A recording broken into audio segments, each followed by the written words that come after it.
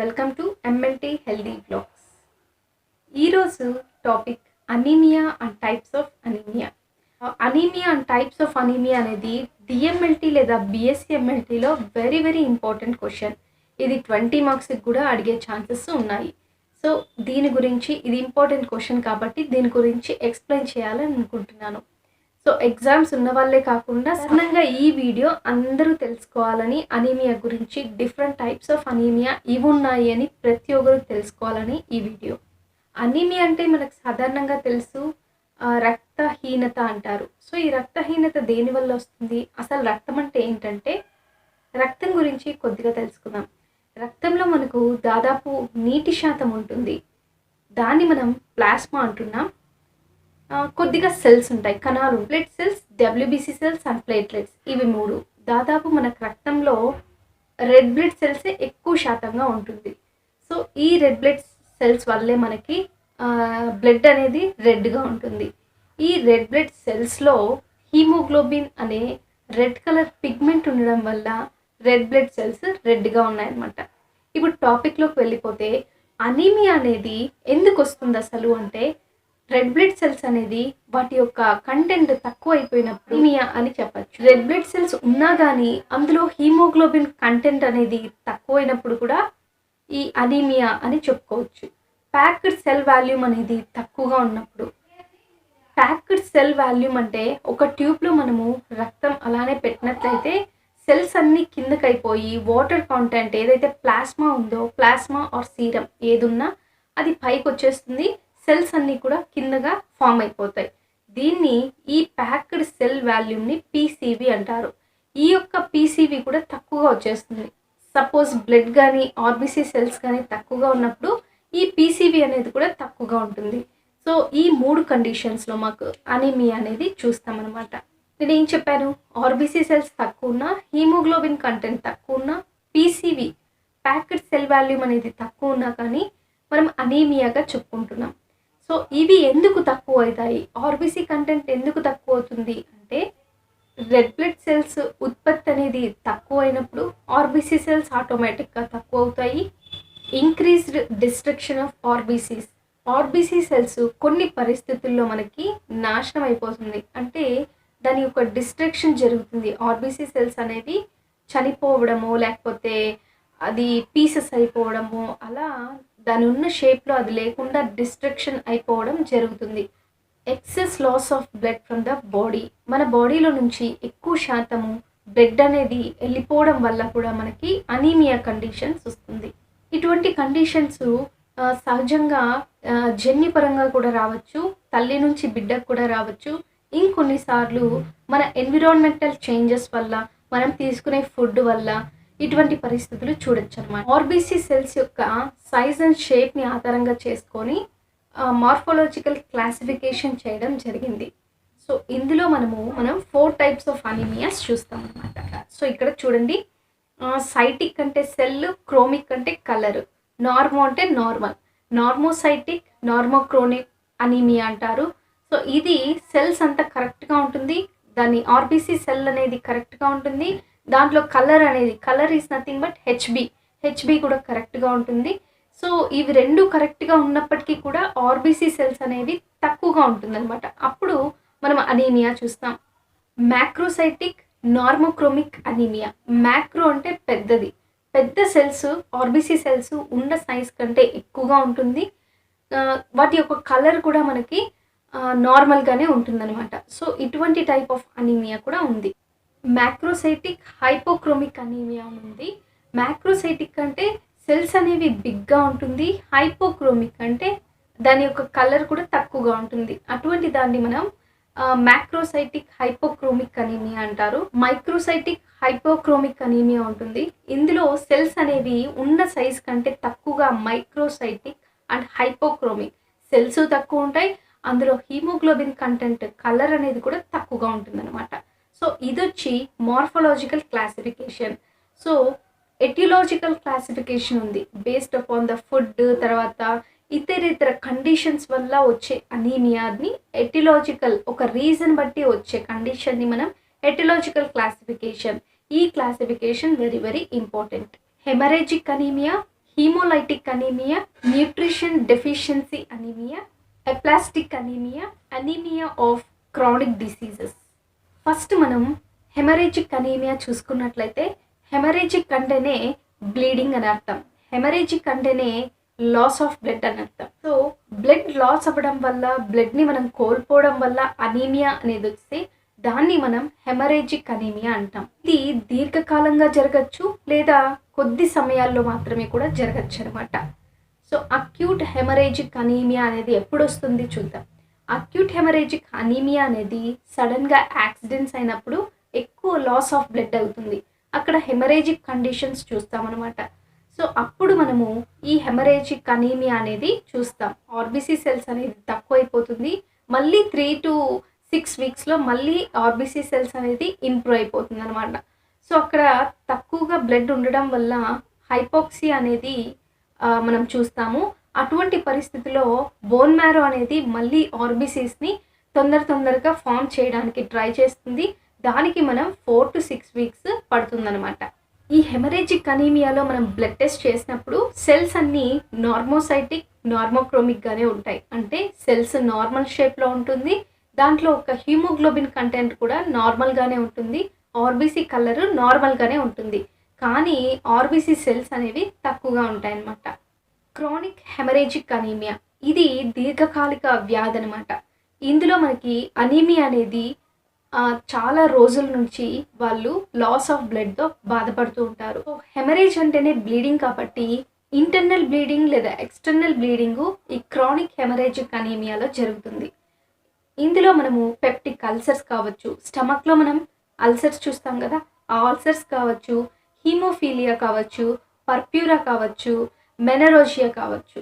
ఈ పర్ప్యూరా అనేది ఒక పర్పుల్ డాట్స్ అనేవి మన స్కిన్ పైన కనిపిస్తుంది అనమాట.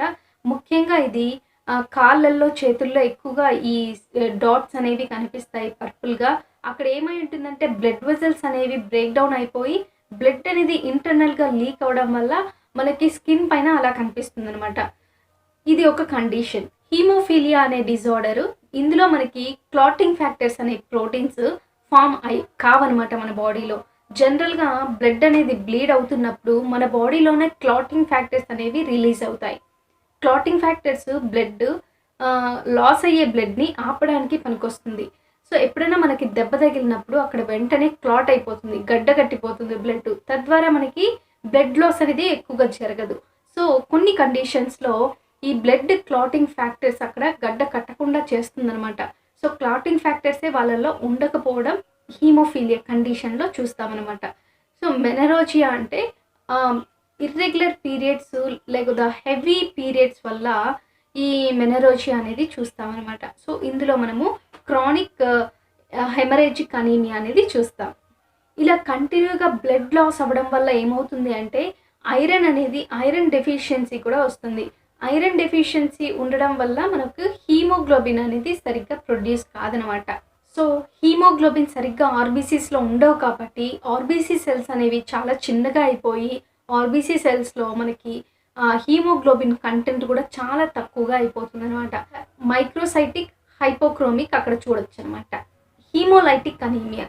హీమోలైటిక్ అంటే ఏమంటే హీమ్ అంటే హీమోగ్లోబిన్ లేదా ఆర్బీసీ, లైసిస్ అనమాట, బ్రేక్ డౌన్ అయిపోతుంది, డిస్ట్రక్ట్ అయిపోతుంది అనమాట. అటువంటి దాన్ని మనం హీమోలైటిక్ అనీమియా అంటాం. ఇప్పుడు మన బాడీలో ఆర్బీసీ సెల్స్ అనేవి తక్కువ అయిపోతే వెంటనే మనకి బోన్ మ్యారో అనేది స్టిమ్యులేట్ అయ్యి ఆర్బీసీ సెల్స్ని ప్రొడ్యూస్ చేయడానికి సహకరిస్తుంది అనమాట.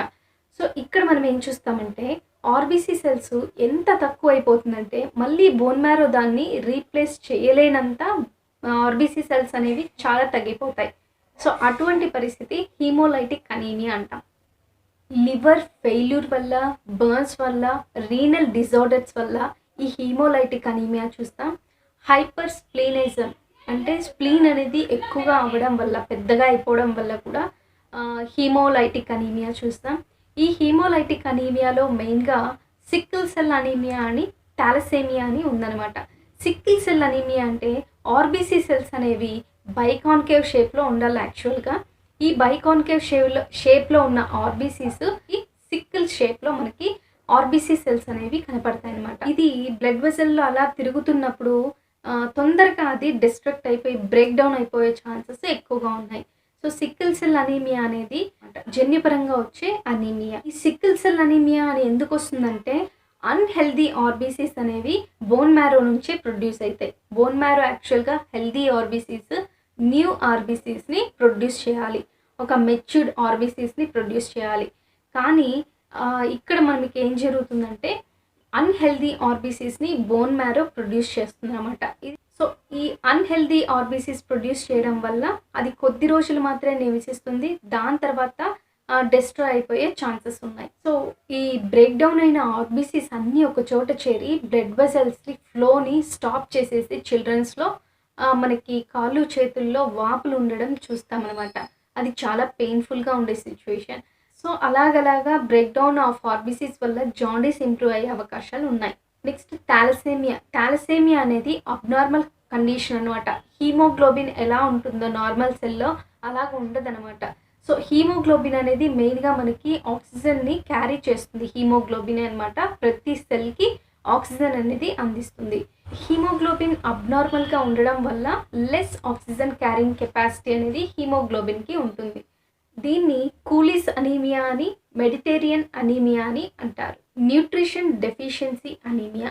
సో మనకి ఆర్బీసీ సెల్స్‌ని ఫామ్ అయ్యేదాన్ని మనం ఎరిథ్రోపాయిసిస్ అంటాం.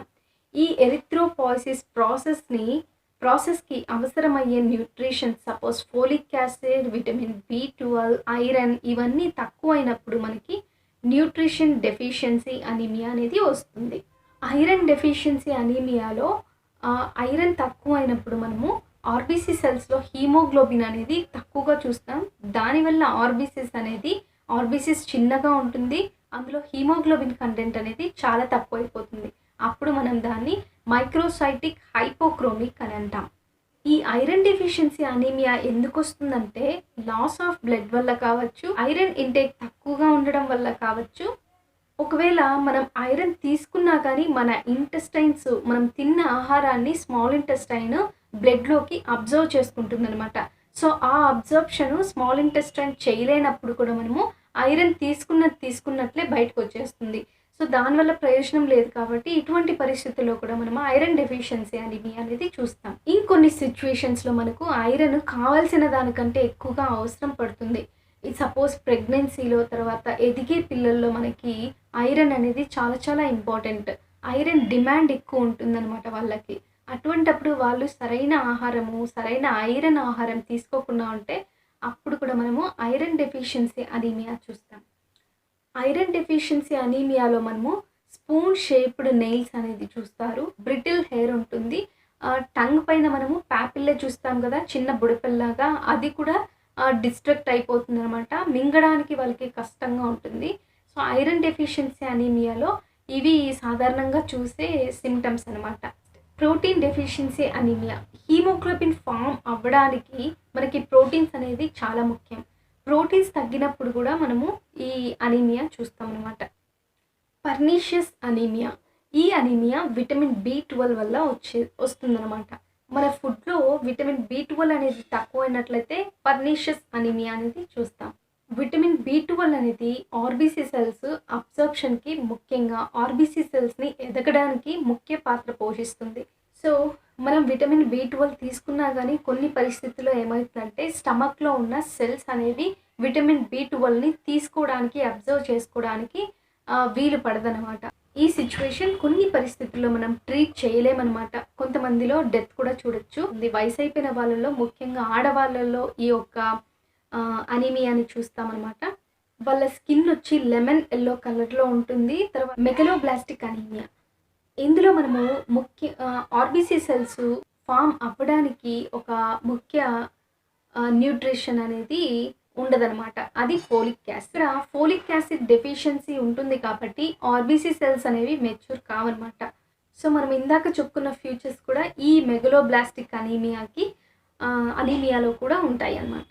సో ఇందులో మనము నమ్నెస్ కూడా జర్మ్ పట్టినట్లు ఉండడం, బర్నింగ్ సెన్సేషన్ ఉండడం కూడా ఉంటుందన్నమాట. Aplastic anaemia. ఇది బోన్ మ్యారో డిజార్డర్ వల్ల వస్తుందన్నమాట. సో వయసు అయిన కొద్దీ రెడ్ బోన్ మ్యారో అనేది ఎల్లో బోన్ మ్యారోగా మారిపోతుందన్నమాట. సో ఎల్లోగా అవుతుంది అంటే అక్కడ ఫ్యాటీ టిష్యూస్ అనేది అక్కడ ఏర్పడుతుంది. ఫ్యాటీ సెల్స్ అనేది అక్కడ వచ్చేసింది అని అర్థం అనమాట. ఈ ఎప్లాస్టిక్ అనీమియా అనేది మనము ఎప్పుడు చూస్తాము అంటే రిపీటెడ్‌గా ఎక్స్‌రేస్‌కి మనము ఎక్స్‌పోజ్ అయినప్పుడు మనకి ఈ అనీమియా వచ్చే ఛాన్సెస్ ఉన్నాయి. బ్యాక్టీరియల్ టాక్సిన్స్‌కి సబ్జెక్ట్ అయితే ఇటువంటి ఎప్లాస్టిక్ అనీమియా చూడొచ్చు. కొన్ని మెడికేషన్స్ వల్ల కూడా మనము ఈ ఎప్లాస్టిక్ అనీమియా అనేది చూస్తాము. ట్యూబర్క్యులోసిస్‌లో, టీబీలో కూడా అప్లాస్టిక్ అనీమియా చూస్తాము. ఈ వైరల్ ఇన్ఫెక్షన్స్, హెపటైటిస్‌లో తర్వాత హెచ్ఐవి ఇన్ఫెక్షన్స్‌లో కూడా ఎప్లాస్టిక్ అనీమియా అనేది చూస్తాం. Next anaemia of chronic diseases. ఏదైనా క్రానిక్ డిసీజెస్ ఉన్నప్పుడు అనీమియా అనేది చూస్తామన్నమాట.